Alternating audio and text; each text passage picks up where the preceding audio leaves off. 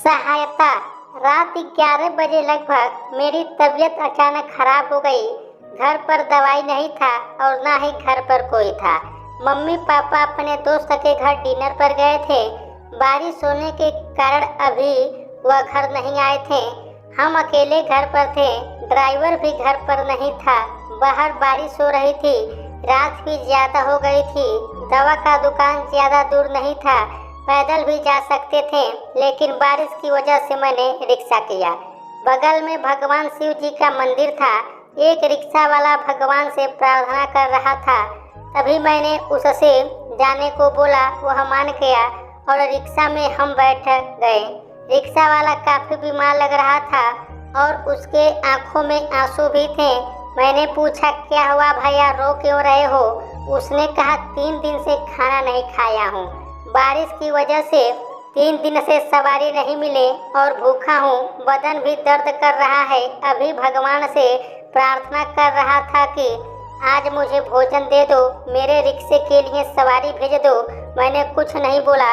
Rickshaw रोककर दवा की दुकान पर गया। वहाँ खड़े खड़े सोच रहा था कि कहीं भगवान ने मुझे इसकी मदद के लिए तो नहीं भेजा, क्योंकि मेरा तबीयत 1 घंटे पहले खराब हुआ होता तो हम ड्राइवर से दवा मंगा लेते।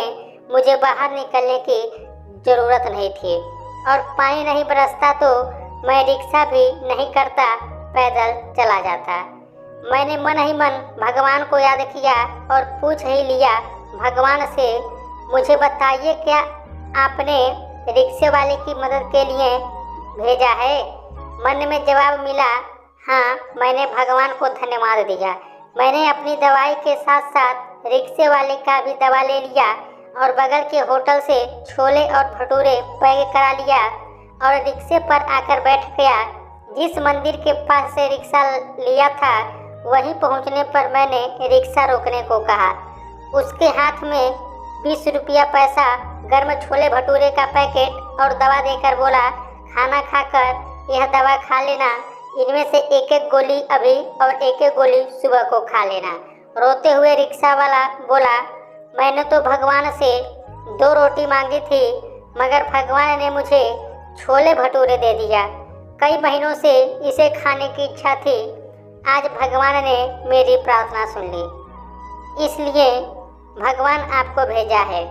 कई बातें वह बोलता रहा और मैं चुपचाप सुनता रहा। घर आकर सोचा कि उस होटल में बहुत सारी चीज़ें थीं, मैं कुछ और भी ले जा सकता था, पर मैंने छोले भटूरे क्यों लिया? क्या सच में भगवान ने मुझे रात को अपने भक्तों की मदद के लिए ही भेजा था? दोस्तों, जब हम किसी की मदद करने सही वक्त पर पहुंचते हैं तो इसका मतलब उस व्यक्ति की प्रार्थना भगवान ने सुन ली और हमें अपना प्रतिनिधि बनाकर उसकी मदद के लिए भेज दिया। इसलिए जो कोई भगवान से मदद मांगता है, भगवान अपने भक्तों की पुकार जरूर सुनते हैं। वह किसी न किसी रूप में आकर सहायता जरूर करते हैं। तो दोस्तों, यदि आप लोग अभी तक किसी का मदद किए होंगे तो हमें कमेंट बॉक्स में बताइएगा। और यदि आप लोगों को यह वीडियो अच्छा लगा है तो प्लीज़ वीडियो को लाइक कीजिएगा, शेयर कीजिएगा, साथ ही हमारे चैनल को भी सब्सक्राइब कर लीजिएगा। वीडियो देखने के लिए आप लोगों का बहुत बहुत धन्यवाद।